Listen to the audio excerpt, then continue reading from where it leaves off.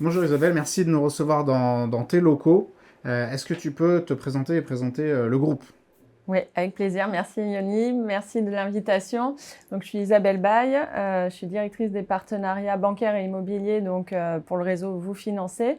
Vous Financez, donc on est un réseau de courtage experts en financement. On existe depuis 17 ans et on est présent sur l'ensemble du territoire français et dans les Drômes.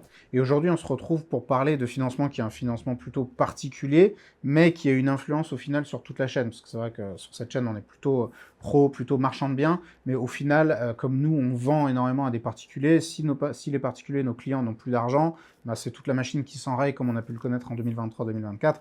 Donc ça va avoir une influence non seulement sur le marché, enfin les sorties en tant que marchand de biens, mais aussi sur tout l'univers de l'investissement locatif, d'où l'importance de faire ce point aujourd'hui. La raison pour laquelle je t'ai proposé qu'on fasse cet entretien, Isabelle, c'est parce que ben, l'année 2024 a été une année un petit peu tumultueuse. Enfin, 2023-2024 ont été des années un peu tumultueuses pour l'immobilier, pour le crédit immo, et les choses bougent assez vite. Et bah, c'est toujours intéressant de faire des points un peu réguliers. Donc là, on arrive en début 2025. Est-ce que tu peux nous faire un petit peu un point sur la situation bancaire? Alors oui, c'est vrai qu'on a vécu là quelques années un peu, on va dire, compliquées.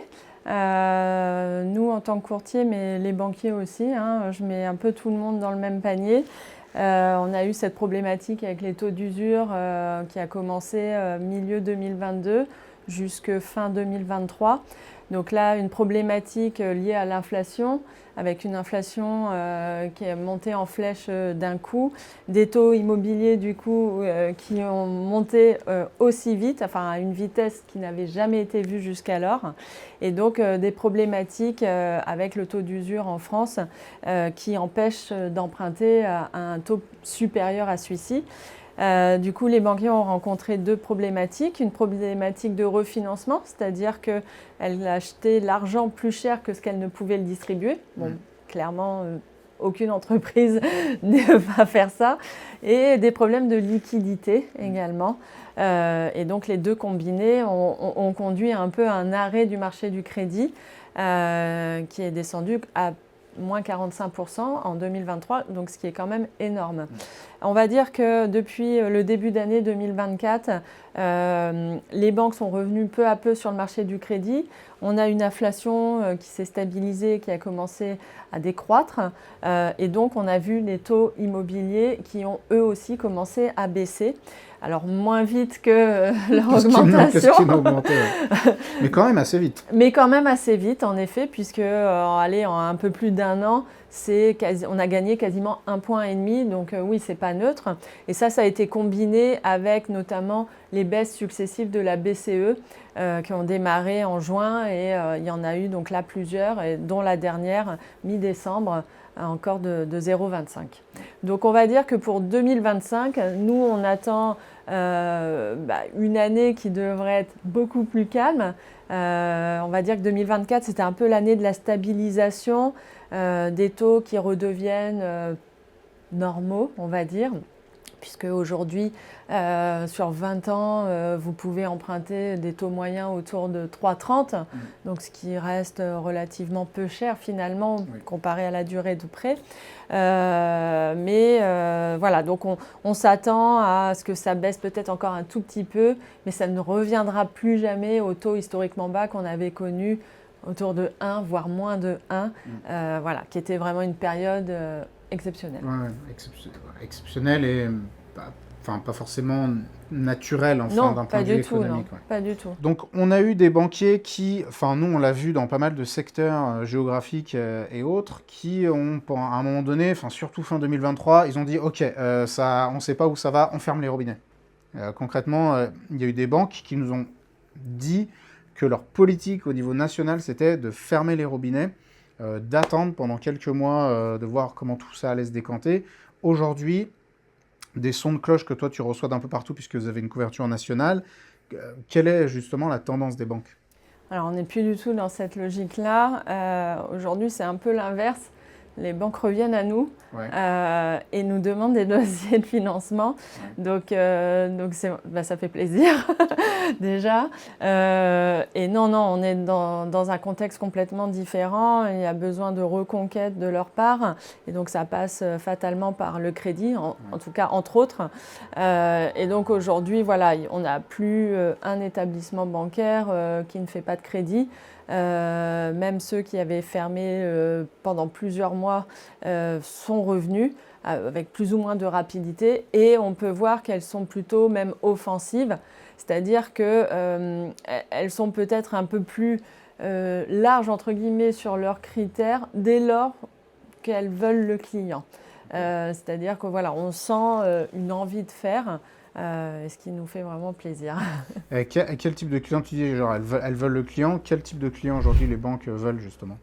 En règle générale, elles veulent quelqu'un qui achète sa résidence principale pour que ça devienne un vrai client chez elles. En règle générale, voilà, plutôt jeune, moins de 35 ans, idéalement en CDI à 2, idéalement avec un peu d'apport à mettre dans l'opération, à minima les frais. Également un peu d'épargne post-opération parce qu'on sait qu'il y a toujours si ce n'est pas des travaux, c'est de la déco, voilà. Donc ça, ce sont importants. Plutôt des hauts revenus, clairement, ça c'est le profil idéal que toutes les banques recherchent. Et si on n'a pas le profil idéal, qu'est-ce qu'on peut leur proposer? On arrive à financer quand même. Qu'est-ce qu'on peut mettre sur la table pour le banquier si on n'a pas aujourd'hui justement le profil idéal? Comment on peut l'aider à prendre une décision un peu favorable? Je dirais qu'un dossier de crédit immobilier, c'est pas du conso. On a l'avantage d'avoir de l'humain. Ouais. Et ça, c'est un vrai atout. Conso, vous avez un scoring, on rentre quelques données, c'est vert, c'est rouge et on ne peut pas discuter. L'avantage du prêt immobilier, c'est qu'on va pouvoir analyser un dossier et en tirer le positif et ce qui est un peu moins bon. Et là, c'est tout l'avantage puisque c'est comment je vais tourner le dossier de la meilleure des façons pour rendre un dossier un peu plus sexy que ce qu'il n'aurait été en l'état.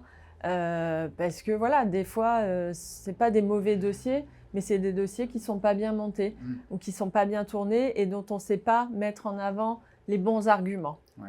Okay. Et justement, alors, je sais que quand on se présente devant la banque ou quand on a déjà signé un compromis pour aller acheter, c'est déjà quelque part, c'est déjà un peu trop tard pour commencer à toiletter son dossier. Enfin, souvent, on arrive et puis on se dit, le courtier ou le banc peut nous dire, si seulement vous étiez venu me voir il y a 3 mois, on aurait commencé à anticiper un petit peu les choses.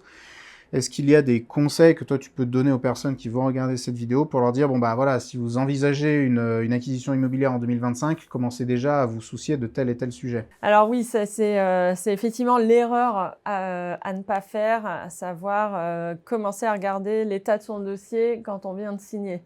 Parce que je rappelle qu'il y a un délai et que le délai est court et donc on ne veut pas perdre de temps s'il y avait des choses à faire en amont. Donc, pour bien préparer son dossier, déjà, il faut idéalement avoir des comptes bancaires qui soient propres. Ouais. Pas de commission d'intervention, pas de rejet, pas d'ATD, même si c'est une amende. Enfin, tout ça, c'est toujours embêtant. Des relevés de compte plutôt créditeurs également. Ouais. Démontrer une capacité d'épargne, ça c'est bien aussi, de voir que tous les mois, X euros vont sur un livret, une assurance vie, etc. Mais que cette épargne reste épargnée. Pas qu'elle parte en début de mois et qu'elle reparte le 20 du mois. Donc voilà, donc vraiment au niveau du comportement bancaire, c'est très important. Après, regardez si vous avez des crédits en cours parce que ça va impacter fatalement votre endettement. Je rappelle que l'endettement maximum en France, c'est 35% assurance comprise. Donc s'il y a un crédit ou plusieurs crédits, quand est-ce qu'ils s'arrêtent ? Nous, on saura s'il sera pris ou non en compte par la banque. Si ce n'est pas le cas, est-ce qu'il vaut mieux prendre de l'épargne pour le solder ou est-ce qu'il vaut mieux le conserver et avoir plus d'apport dans l'opération? Donc voilà, donc vous voyez, tout ça sont des questions que si on n'est pas du métier, finalement, on ne se pose pas forcément. Ouais. Et du coup, on peut penser qu'en fonction de nos revenus, etc., notre dossier devrait passer. Puis des fois, on peut avoir de mauvaises surprises parce qu'on n'avait pas tout anticipé. Et c'est normal. Et c'est aussi pour ça qu'on existe. Ouais. D'où l'intérêt, effectivement, un projet immobilier, c'est un projet qui s'anticipe. Donc si vous sentez que 2025 c'est une année dans laquelle vous allez acheter, que ce soit une résidence principale, un investissement locatif, ça peut être...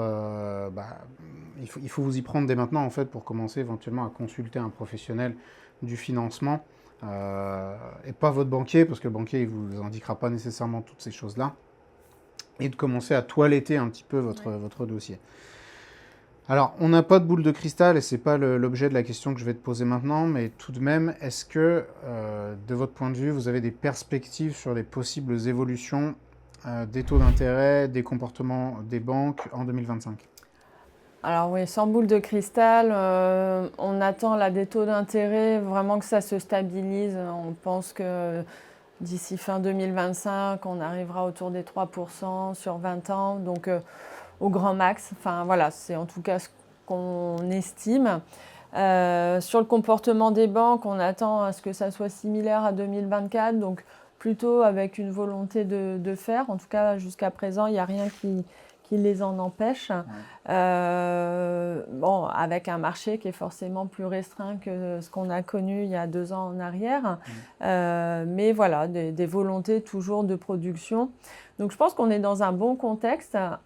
Je pense que 2025 s'annonce bien puisque ça y est, les acquéreurs on fait un peu le deuil des taux à 1%. Donc voilà, maintenant on revient sur des taux, je dirais, plus accessibles aussi, puisque je rappelle qu'on est monté à quasiment 5% à un moment donné.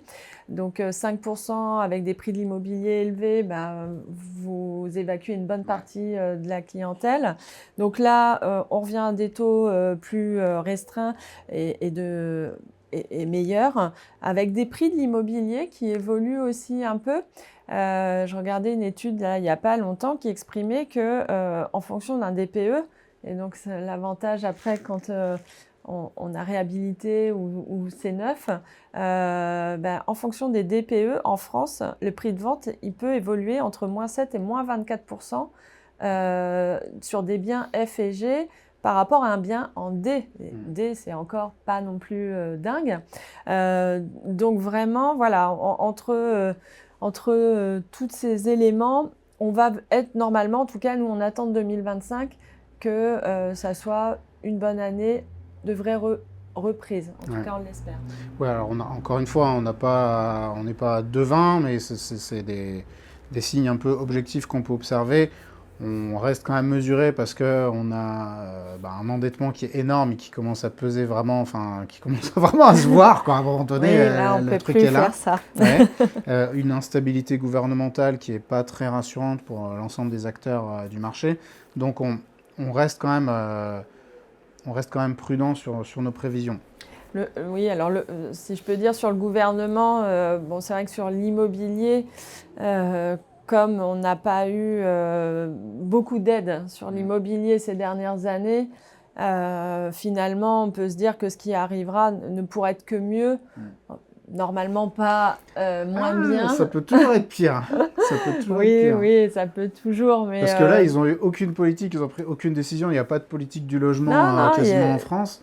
On reste avec ce qu'on connaît déjà, du coup. Mais le problème, c'est que quand ils se mettent à prendre des décisions, ils peuvent se mettre à prendre des décisions à la con. Donc, on n'est pas à l'abri qu'ils fassent n'importe quoi. Pas faux. Parfois, ne rien faire, c'est mieux que faire n'importe quoi. Mais justement, je voudrais rebondir sur le sujet du DPE que tu as évoqué, parce que ça m'a fait penser à quelque chose. Là, je vais m'adresser aux plus opportunistes, entre guillemets, d'entre vous et qui vont regarder ces vidéos. J'ai lu une stat sur une petite brochure que le Crédit Mutuel m'a envoyée à la maison, parce que moi je suis client en Crédit Mut en tant que particulier. Disait que 76% des acquéreurs aujourd'hui donnent une importance vraiment capitale au DPE.